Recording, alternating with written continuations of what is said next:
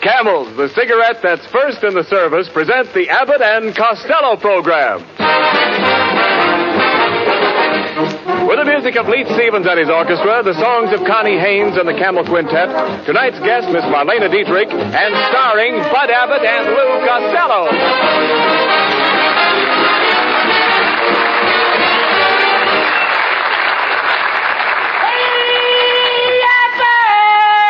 Oh, Costello. Oh, Abbott. Will you stop that noise? What are you doing here in the studio dressed in your bathing suit? Well, I spent all day trying to get my car out of the swimming pool. What was it doing there? Don't you read the papers, Abbott? The government says you have to pool your car. No, you dummy. They mean share the ride. You have to pick up people. Oh, I did that yesterday. I picked up Helen, Mary, Rosie, and Josie. But your car holds more than that. Yeah, but now they only allow you 4 gallons a week. They only allow you now because you can't get it. Well, never mind that, Costello. Where have you been all week? What have you been doing? Oh, boy, have I been having fun with Connie Haynes. No kidding. Last Saturday, I took her to a football game. What a game! What excitement! Any passes? No, her mother was with us. And another thing, Abbott, there was a man sitting next to us with a 6-month-old baby. All afternoon, the kid was crying. He was so hungry. Well, didn't the father bring a bottle? Yeah, but the kid wanted milk. Finally, to shut the kid up, I give him a penny. Well, did that keep him quiet? Yeah, but he kept waving the penny in front of my binoculars. It ruined the game. How did it ruin the game? All afternoon, Lincoln was playing in the backfield. No. Well, forget the football game. Much better this afternoon, huh? Yes, a lot better. We've got other things to worry about. You know, our announcer, Ken Niles, is complaining because he didn't have enough to do last week. Isn't that right, Ken? Yes, it is. After all, I could give the program a lift.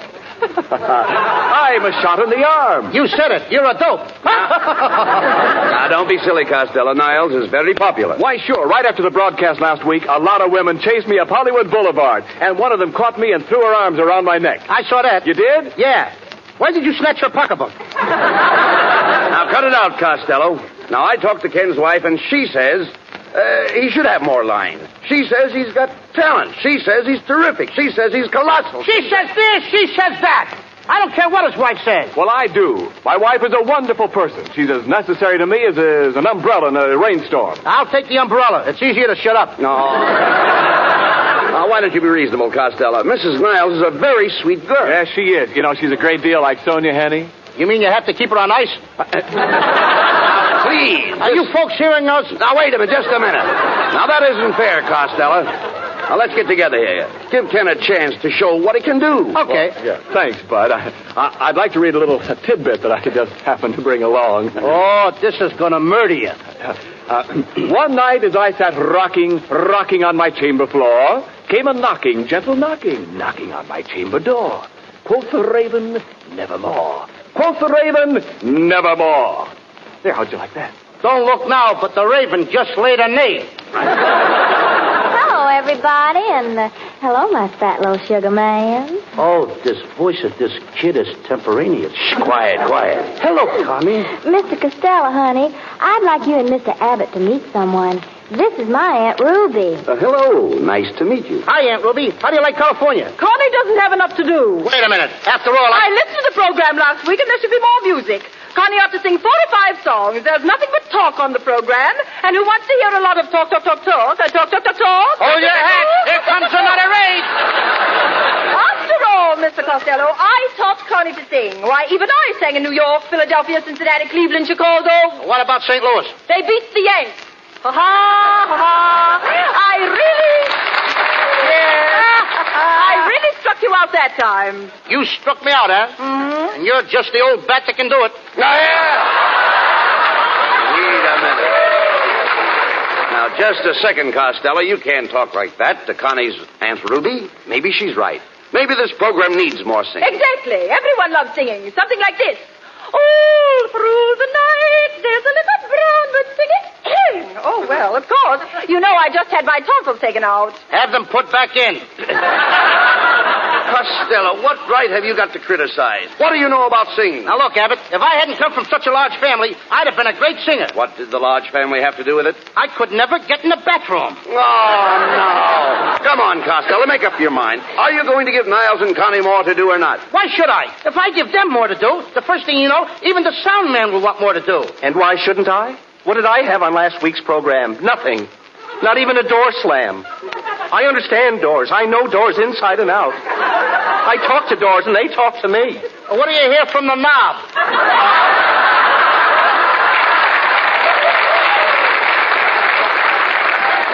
Ah, well may you laugh. Little do you know how important every little sound is to me. Even the sound of a moth chewing on an overcoat. Like this. What's that funny sound? That's the moth spitting out the buttons. Don't you think sounds are fascinating? Here is a sample of my day. When work is through, I walk home at night in the rain. I open the door. I go in and shut the door. Then I walk upstairs in the rain. It's raining in the house? Yes, we're waiting for a government ceiling.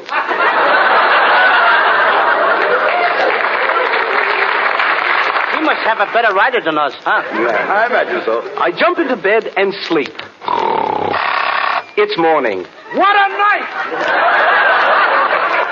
I've got to catch the train. I kiss my wife before I go to the office. My wife kisses me. I kiss her, and she kisses me. Wait a minute. What about the office? With a wife like that, why should he go to the office?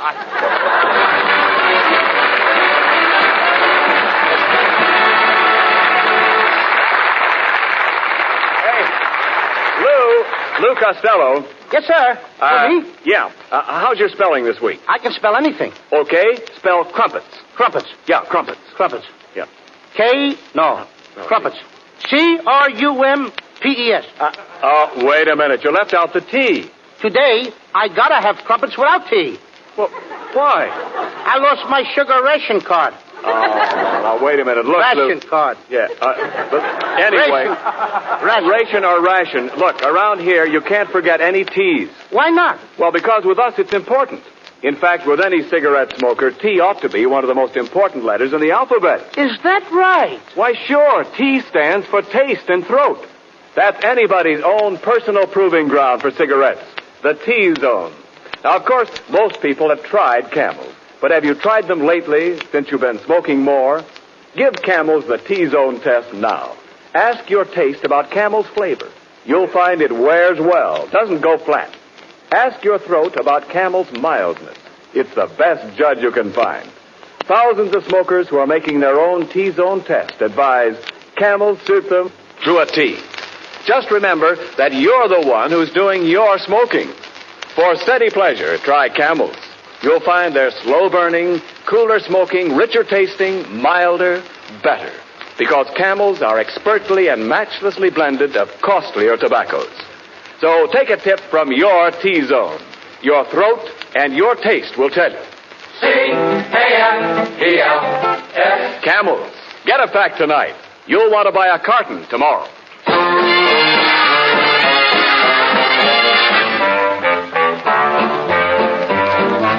On a February morn, the time a baby boy was born. Abraham. When he grew up this tiny babe, folks all called him Honest Abe. Abraham. In 1860 he became 16th president. Now he's in the Hall of Fame, a most respected gent. That is why we celebrate this blessed February day. Abraham, Abraham, Abraham.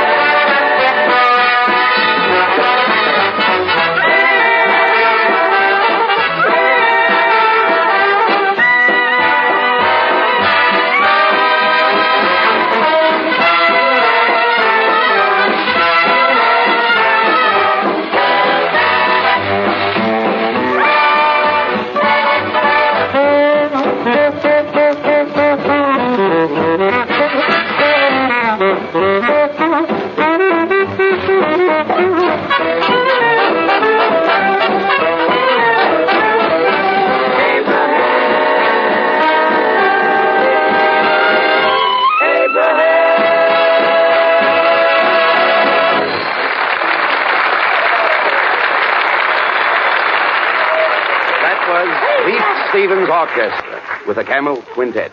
Doing Abraham from the Holiday Inn. And now, Abbott. ladies and gentlemen, quiet. Abbott. What's the matter? Hey, look what I got. Look at all the money.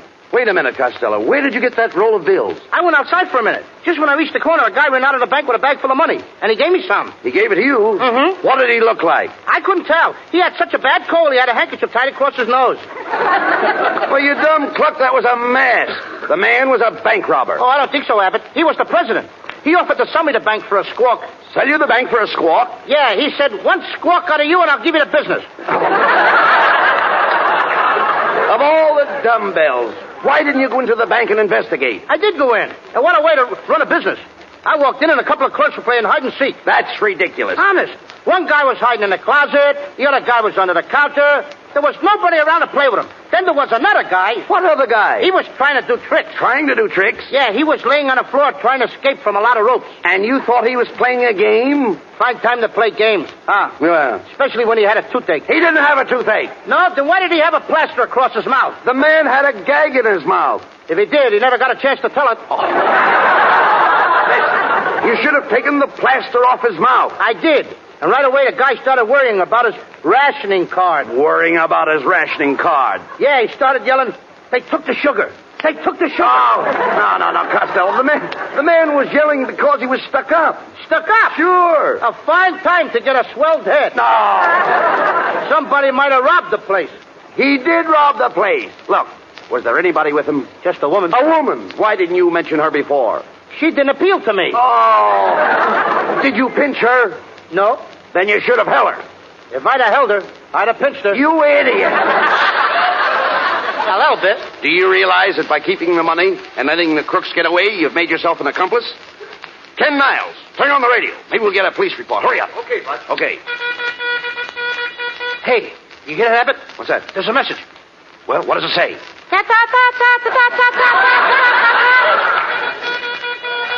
Attention all citizens. The Fifth National Bank has just been held up by Black Pete and his gang of desperate bandits.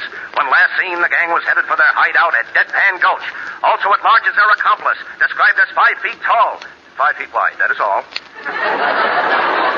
That's me, Mr. 555. Costello, you know the police are after you. Now, you've got to capture that gang to clear yourself.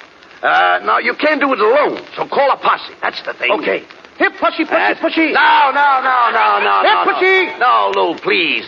Deadpan Gulch is in the heart of the cattle country. It's the home of the western bandits and cattle rustlers. Then I'm just a guy, Abbott. I became a 3-letter man chasing cattle rustlers. Oh, how could you become a 3-letter man chasing cattle rustlers? I sat on a branding iron. But did that cause you to catch the rustlers? Catch 'em? I passed 'em. But this is going to be a long trip. Now, you'll have to get an outfit. What are you going to wear? I'll wear a 10-gallon hat, a tan shirt, a leather belt, and a bloodhound. What pants? The bloodhound. No, all right. Never mind the outfit. And another thing you'll need is a horse. Have you got a horse? Have I got a horse? Yes. I got a horse, and he's my pal. Well, that's swell. I eat with my horse. That's wonderful. I drink with my horse. I even sleep with my horse. You sleep with your horse? I got it. It's his blanket. Now, tell me, can you ride a horse? Sure I can ride a horse.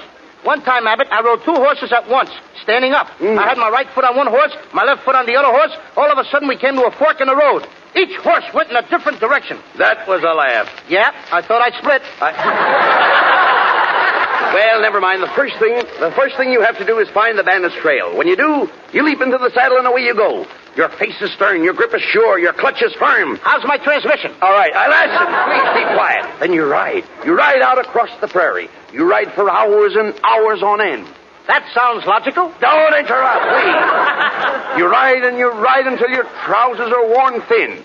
Finally, there you are. I knew I'd come through. Yeah. Well, Costello, what are you going to do? Are you going out after the bandits? Are you going to clear your name? I'm going to clear my name, Abbott. Attaboy. I'll do it. I know it was in you. I'm going to get it out of me right now. Come on. I'll get them bandits. But just tell me one thing. If I get killed, what's going to happen to that little fellow that depends on me? The poor little fellow won't get anything to eat anymore. That poor little fellow won't even have a roof over his head. If anything happens, Abbott, it'll kill him. The poor little fellow. Costello. Who is the poor little fellow? Me?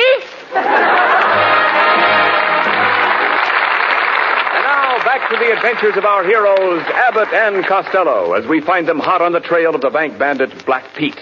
Leading a posse of men, they tracked the villain to the lawless town of Deadpan Gulch.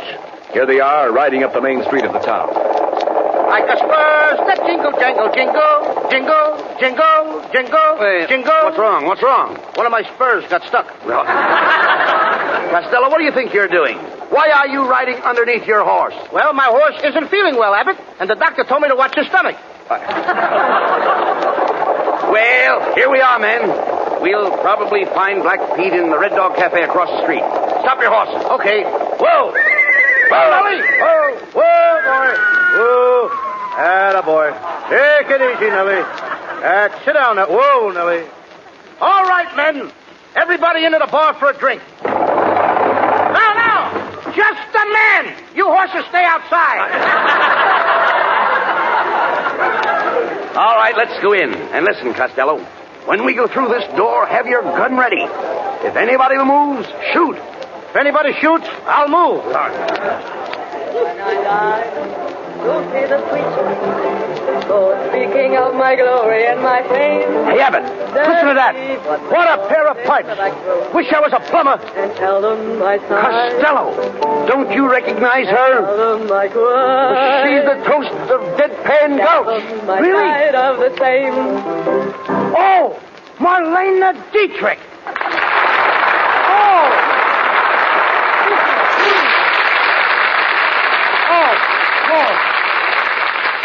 Lou, look at that lovely face. That face has made a fortune. Yeah, it runs into a nice figure. Hello, boys. Hello, boys. How big are men where you come from? Welcome to the Red Dog Cafe. Did you like my song? What do you think of my range? Your range is lovely. In fact, I like your whole kitchen. Oh, you flatter me. You're probably tired after your long trip. How about a drink? Okay, I'll have a Crosby cocktail. What's that? One drink and then bing. With your personality, I would suggest straight corn. What a fresh kid. Just a minute, Marlena. You see, neither one of us is a drinking man. Do you have anything a little milder? Try a drink of this very mild wine. Now, that sounds better. I'll try it. Costello, just a minute. What's the matter? I don't understand. That wine is made here by the Hopi Indians. Hopi Indians? One of the Indians is still hopping in it. Costello, that's silly. Come on. Let's go over and watch the boys play roulette. Yes. Or perhaps you both would rather play a game with me. Poker, faro, blackjack. I'd rather play post office. But that's a kid's game. Not the way I play it.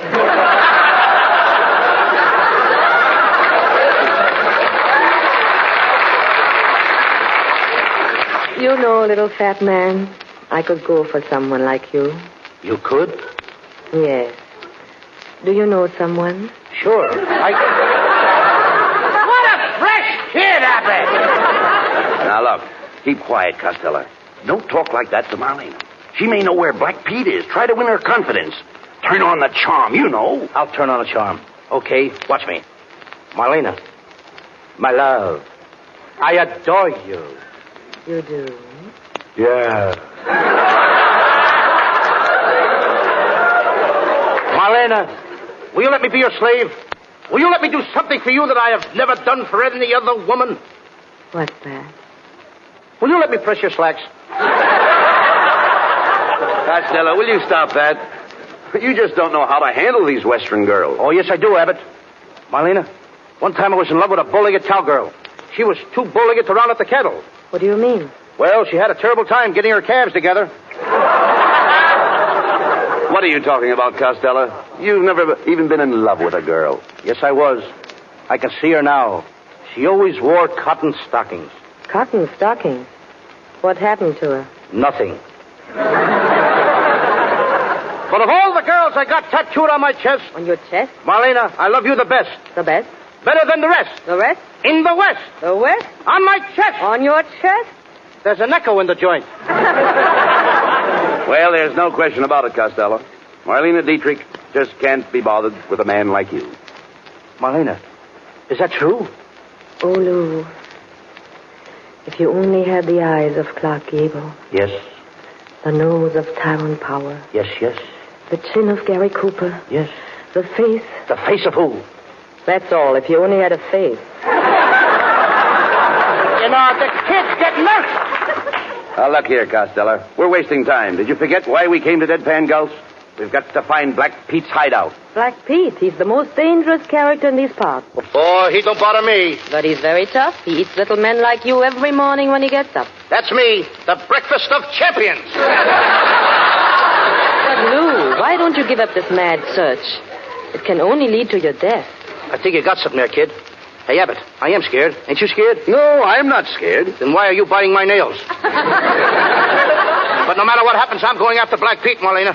And if I die, I want you to take this shirt of mine as a keepsake. But suppose you don't die. Then wash it and have it back by Monday. And no starch in the collar, either. Listen, Costello, cut out the foolishness. Now we line up everybody in the room until we find our man. That's right, Abbott. Everybody line up and empty out your pockets. Why are you making them empty their pockets? I lost my yo-yo. Now, wait a minute, boys. It's not necessary to look any further. I am Black Pete. You are? What a fresh kid. What a stale plot.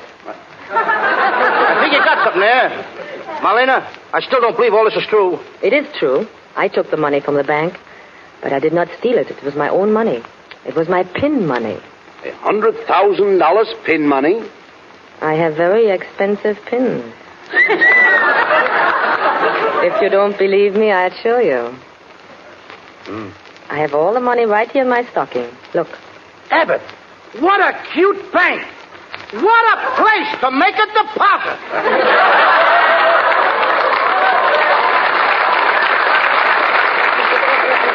Oh, Marlena, if I give you all my money from the bank, will you put it in your other stocking? Certainly. Costello, don't be an idiot. Your money is safer in the bank.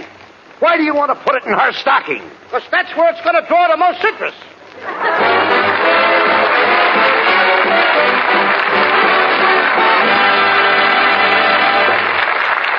Before we hear from Abbott and Costello again, do you want to find out how hitting ground feels to a paratrooper? Well, just hop off the top of a truck going 15 miles an hour.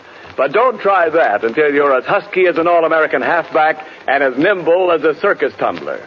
Even then, you'd have to learn plenty to qualify for the shoot troops, fighters as tough as any in the world. And whether your job is to dangle in midair from silk cords or whether you're making the shoots, you want to get the most out of your off-duty moments. Take Helen Lynch, for instance. She works at the Pioneer Parachute Company, making some of the chutes used by our paratroopers.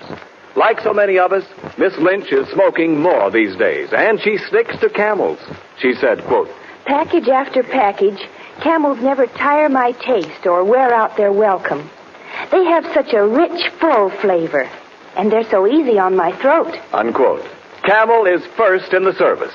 Actual sales records in post exchanges and canteens show that with men in the Army, the Navy, the Marine Corps, and the Coast Guard, Camel is the favorite. Why is that? Well, just ask your own throat and taste. Camels have a full, rich flavor, the kind that wears well, doesn't go flat.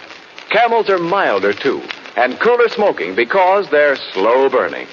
The big reason behind this Camel goodness is costlier tobaccos, blended in the years-old Camel tradition of quality tobacco blending. If you're smoking more these days, try Camels. Your throat and your taste will tell you. C-A-M-E-L-S. Camels. Get a pack tonight. Send the carton to that fellow in the service.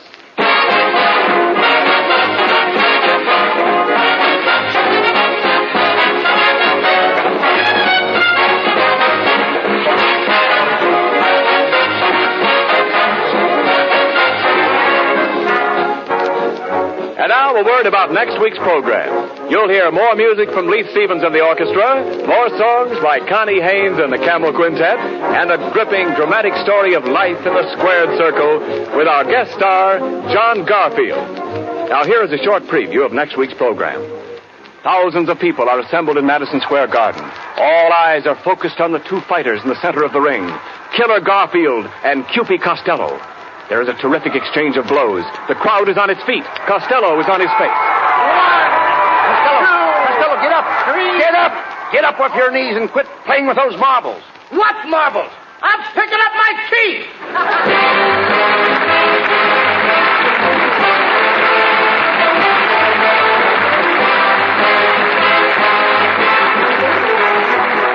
Be sure to tune in next Thursday night at the same time for another big comedy show starring Bud Abbott and Lou Costello, with John Garfield as our guest.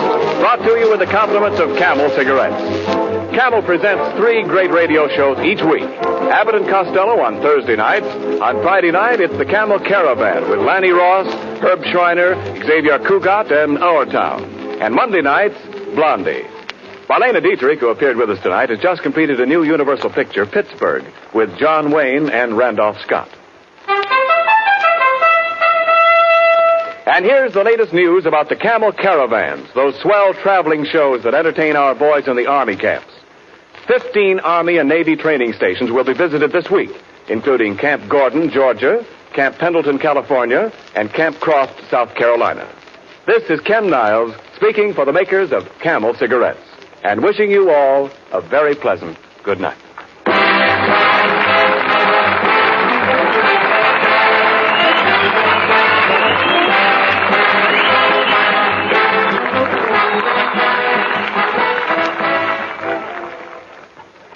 Ever see a pipe wearing a muzzle? No, sir, and you never will, because that won't keep it from biting. Thing to do is get Prince Albert, the brand that's no bite treated for real smoking comfort. Another thing, PA's crimp cut, and that means it packs firm and easy and gives you cool, one-match burning. You'll find around 50 mild, rich-tasting pipefuls in every handy pocket package of Prince Albert. Try PA for Pipe Appeal. You'll agree it's the National Joy Smoke. This program has come to you from Hollywood. This is the National Broadcasting Company.